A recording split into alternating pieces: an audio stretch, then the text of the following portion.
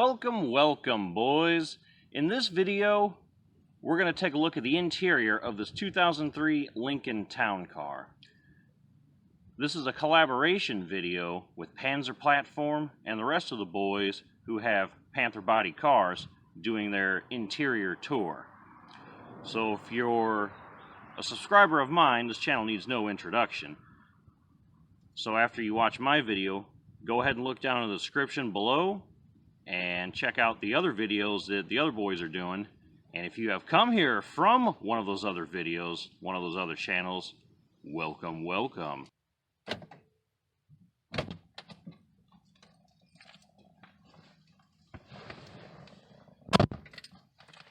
Alright, let's go ahead and take a look at the interior. But that's probably not the shot you guys want. You want to do a POV shot, right? What does it look like from your point of view when you come and sit down on one of these things? Shall we?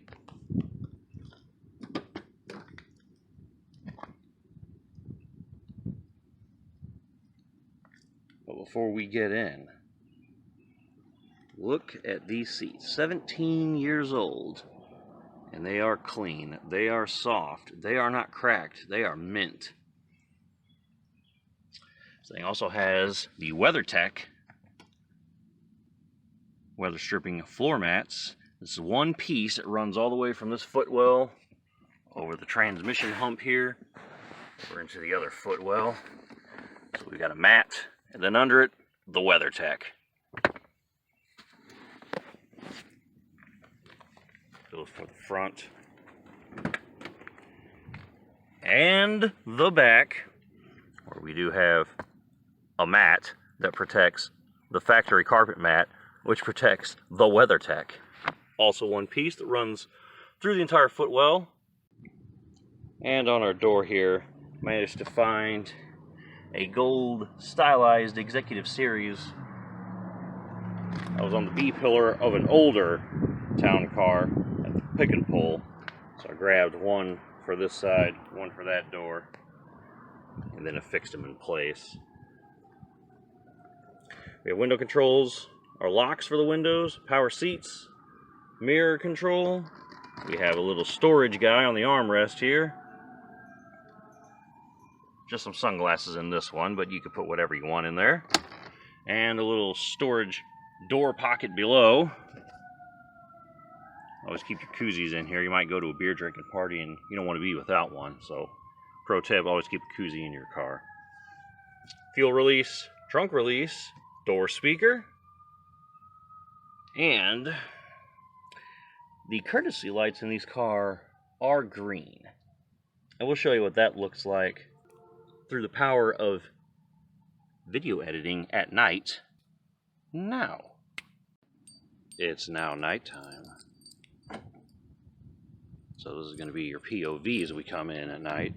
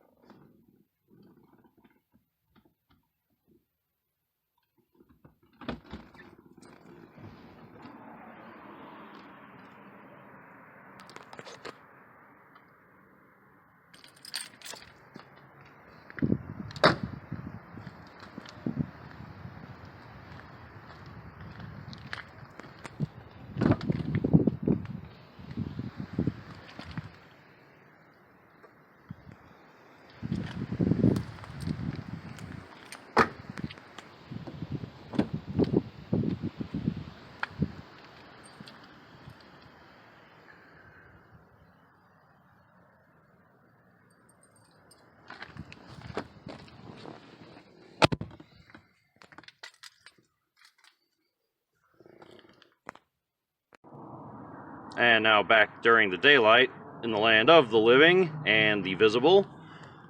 We've got our headlight controls, automatic off, parking light and headlights. Dimmer switch.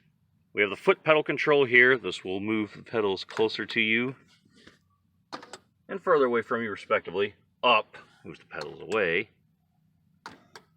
Down moves them closer. And our power lumbar for both passenger and driver. That'll be on the inside of the seats, closest to the middle, but we've also got traction control,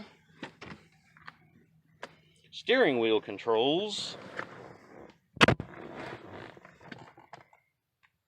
the cruise control, and for the radio. I rather do like the looks of these steering wheels, the older ones.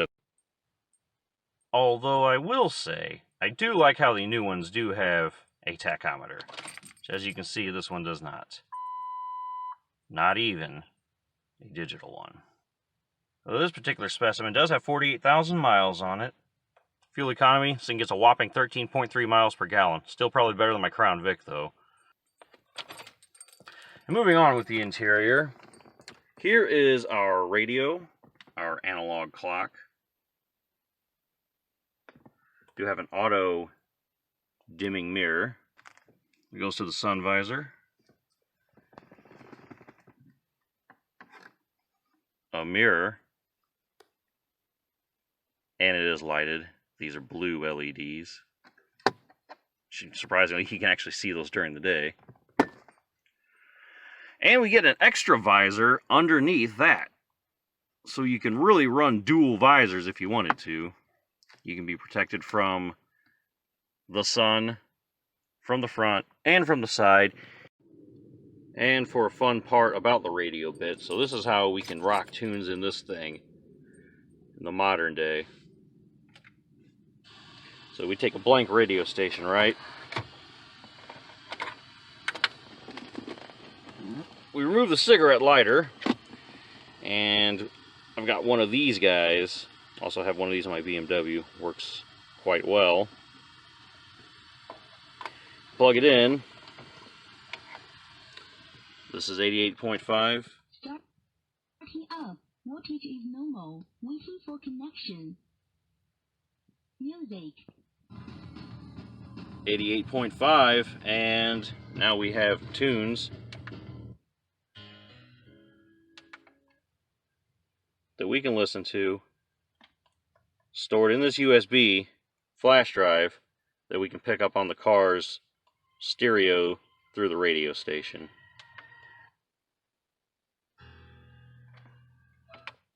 So, you can choose to do that.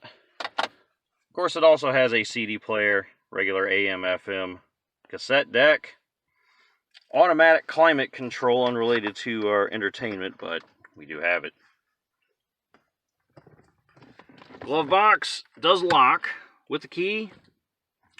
And these are some spare of those bulbs that we're using, those LEDs that power and light the interior. Along with just some spare fuses and miscellaneous other things.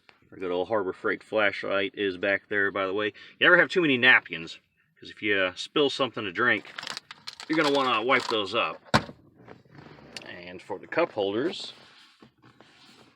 which you've seen at night, here they are during the day.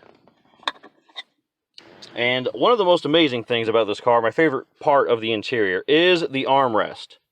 Not because it is very comfy to put your arm on, not just that, because it is, but you can do this to look at what you got in there.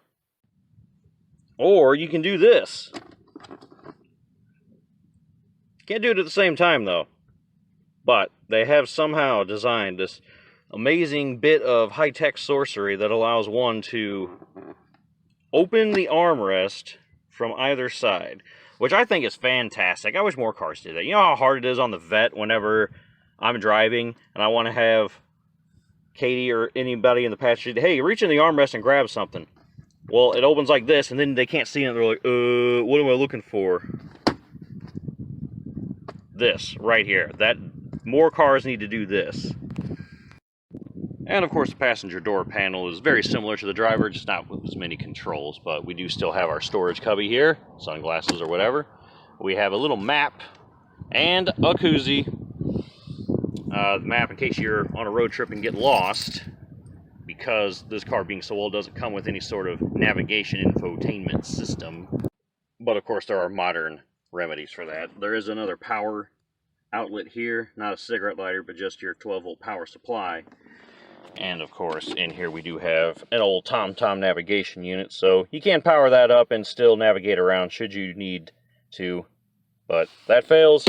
Maps!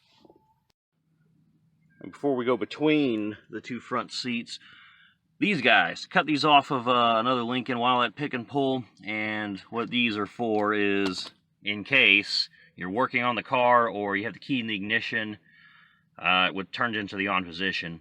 Once the seatbelt system detects that it isn't clicked, it's going to sit there and beep at you for a long time. It is quite mad annoying, so get some of these guys, plug them in, and now when you're working on your car, that stops. Of course, do remember to unplug and affix your proper seatbelt before you start driving. And this part. And hopefully you can kind of see.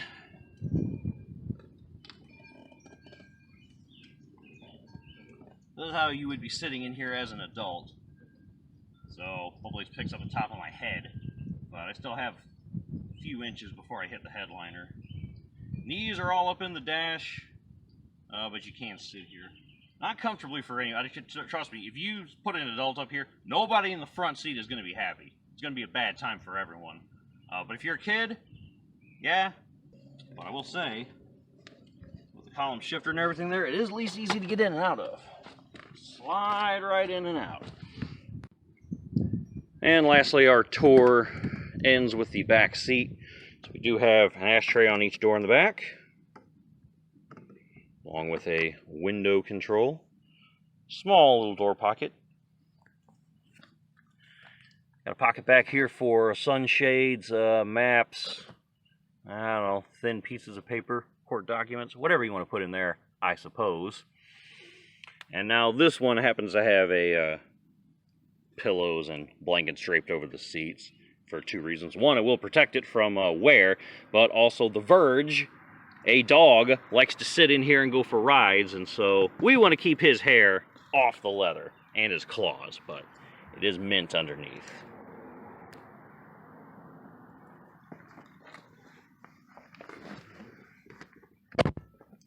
Do have some climate control back here.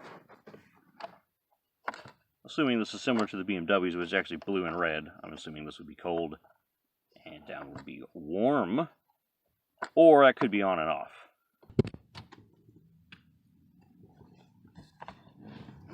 And of course, when you get into the back, it's comfortable. Armrest is in a perfect spot. Door handle, seats are plush. Plenty of room before my head hits the ceiling here. No, this is a nice place to be. This is a nice car. It's actually calming and soothing being in here. Like, I wouldn't mind being driven around, just sitting in it. But we've also got, and the best part about these grabber handles, it's just like the BMW.